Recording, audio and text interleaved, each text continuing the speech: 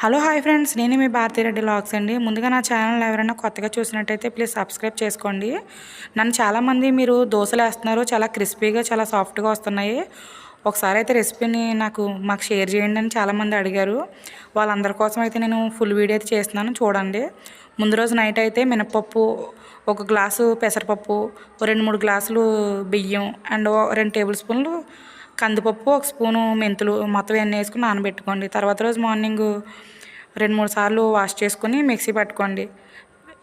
బాగా మెత్తగా సాఫ్ట్గా కాకుండా కొద్దిగా బరకగా ఉండడం వల్ల ఏమవుద్దంటే మనకి దోశలు అనేవి క్రిస్పీగా వస్తాయి. అందులోనే కొద్దిగా అల్లం ముక్క వేసుకొని మిక్సీ పట్టుకుంటే సూపర్గా ఉంటుంది.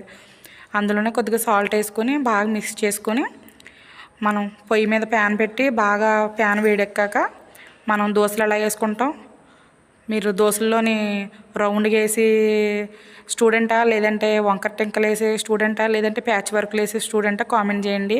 నేనైతే ప్యాచ్ వర్క్లు అయితే అప్పుడప్పుడే వేస్తాను, కానీ ఎప్పుడు నాకైతే రౌండ్గానే వస్తాయి. అందులోనే కొద్దిగా ఆనియన్స్, పచ్చిమిర్చి, కొద్దిగా జీలకర్ర అన్నీ వేసుకొని 2-3 సార్లు ఆయిల్ అయితే వేసుకోండి. ఆయిల్ అయితే ఎక్కువ వేసుకోకుండా ఉంటేనే బాగుంటుంది, క్రిస్పీగా వస్తాయి. అలా మీకు ఎలా కావాలంటే అలా వేసుకోండి. నేనైతే ఎప్పుడు ఇలాగే వేస్తాను, ఒకసారి ట్రై చేయండి. మీకు కనుక ఈ రెసిపీ నచ్చినట్టయితే ప్లీజ్ సబ్స్క్రైబ్ చేసుకోండి. వీడియోని అయితే చూస్తున్నారు కానీ లైక్ చేయట్లేదు, సబ్స్క్రైబ్ కూడా చేసుకోవట్లేదు. ప్లీజ్ మమ్మల్ని ఎంకరేజ్ చేయండి. మేము కొత్తగా ఛానల్ అయితే స్టార్ట్ చేశాను, మీకు కనుక నచ్చితే ఫాలో అవ్వండి. ఉంటా మరి, బాయ్.